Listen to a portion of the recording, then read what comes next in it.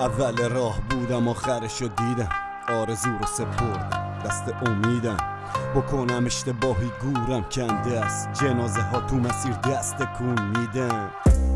شعله داد جنگت با سازی نمیشه، یک کلی جا فشنگت پریده رنگت رونده یه راه مرگ، دست نمیکشه بیاره تا به چنگت، سلاح گرم صدای زجه، نخه بافته یه اندیشه هامو بریدم دویدم، اونا زدن زمینو به کمرم کوبیدن، دیدن من نشکستن شاخه نمیترسم، اصلا واسه پرواز بالامو بگیر ازم. رد پنجه هاست روی گردن خونه، دور و اطراف جنگل وسطش خیابونه، تصویر ساحل رو میبینم اما منظر کوهه،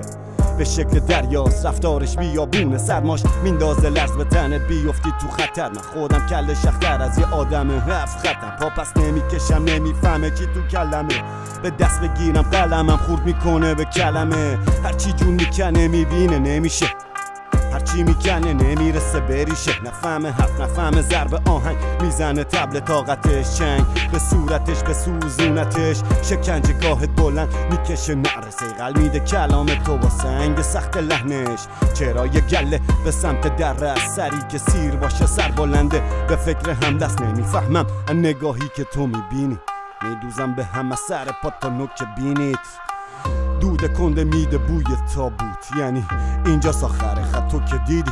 کدوممون دوباره تا بشه آسمون رو ببینیم، زنده مونده سخته و الا آسونه، بمیریم با انگشت اشارت واسه میکشه نشونه، از این به بعد دیده من پایان راهو میده نشونه، یه مش دست میگیره یقت میکشونت تقب، تو ذهنش خاکت کرده نقشه رو چیده عقب، راست بری میگه غلط چپ بری میگه غلط، تا پاش لاشش به خودشم میزنه لگت، چشاش زده بیرون از حدقه انگار اونا تشفشانه جلوش من ترقه، حتما یه دلیلی منو به اینجا رسونده که هنوز زندم، بگو این بار با من طرفه، رفتم سر رو بزنم بردارم باری از روی شونه، گردنت نمیگیره حتی بعد مرگ، مرد شور سال هاست تشنن این مرده ها برای خونت، خشابم فوره از حرفام شده بلای جونت،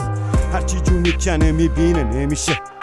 هرچی میکنه نمیرسه بریشه، نفهمه حرف نفهمه ضرب آهنگ، میزنه تبل طاقتش چنگ به صورتش به سوزونتش، شکنجه گاهت بلند میکشه نرسه قل میده کلام تو با سنگ سخت لحنش، چرا یه گله به سمت در سری که سیر باشه سر بلنده، به فکر حمله است.